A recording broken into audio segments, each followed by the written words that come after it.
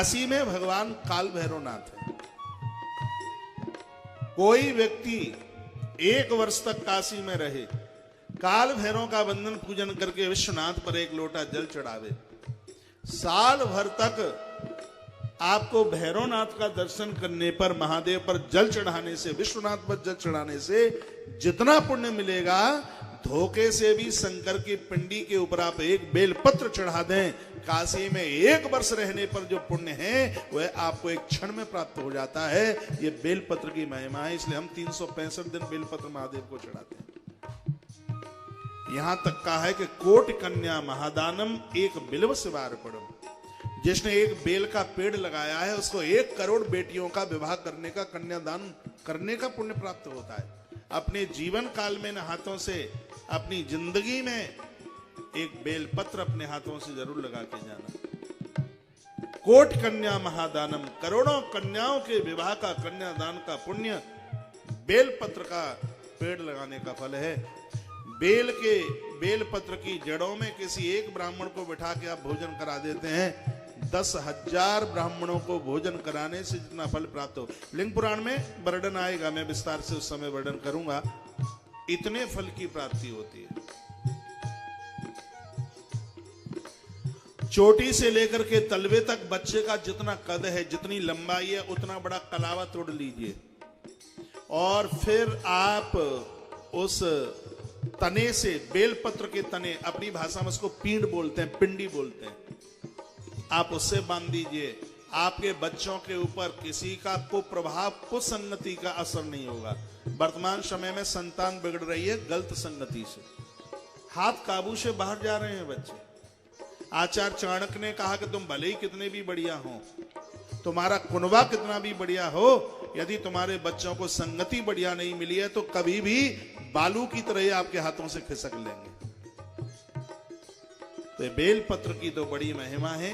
गौ माता के गोबर से बेलपत्र प्रकट हुआ है।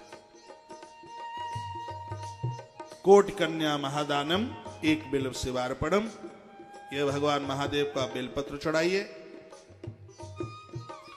इतना करने के तत्पश्चात दिया जल रहा है, थोड़े से चावल डाल दीजिए दीपक के ऊपर, दिया दिखाइए भगवान को।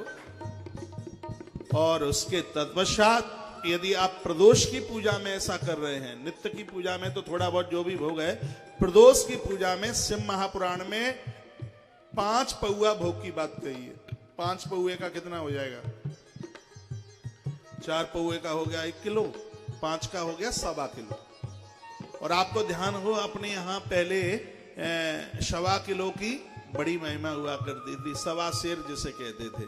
शिव पुराण में लिखा है कि भगवान भोलेनाथ को 1.25 सेर का भोग। इसमें तो रोट की बात कही है। हनुमान, गणेश और महादेव के लिए रोट में मीठी पूड़ी बनाकर उसका मलीदा टाइप का करके उसमें बतासे फोड़ करके और फिर उसका भोग लगाए, वो 1.25 सेर हो।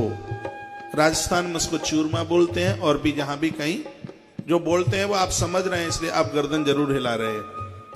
तो ये भोग लगाने के तत्पश्चात फिर फल का भोग भी आप लगा सकते हैं। याद रखिए, देवताओं को साबुत फल का भोग लगाएं, उसको साफ सुथरा करके जल के छींटे लगा करके।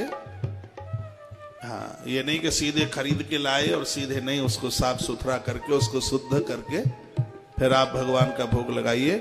और ये करने के तत्पश्चात फिर आरती की महिमा है। आरती के बाद वंदन है, प्रणाम है, प्रदक्षिणा है। महादेव की परिक्रमा आदि लगती है, दुर्गा माँ की पूरी लगती है, नारायण की 4 परिक्रमा लगती हैं। हाँ, भगवान नारायण की 4 प्रदक्षिणा लगती हैं, दुर्गा माँ की 1 लगती है और देवताओं की 3 लगती हैं। भगवान महादेव की परिक्रमा अंदर मंदिर से कर रहे हो तो जहां पानी गिरता है उसको जल लहरी वहां से वापस हो जाइए, और मंदिर के बाहर से कर रहे हो तो आप पूरी परिक्रमा कर सकते हैं। तो ऐसी इस विधिवत पूजा के लिए भगवान कहते हैं, शिव समान प्रिय मोहि न दूजा। जिसने भगवान महादेव की विधिवत पूजा रोज की है वह मुझे इतने प्रिय हैं कि उनको मेरी भक्ति मिल जाती है।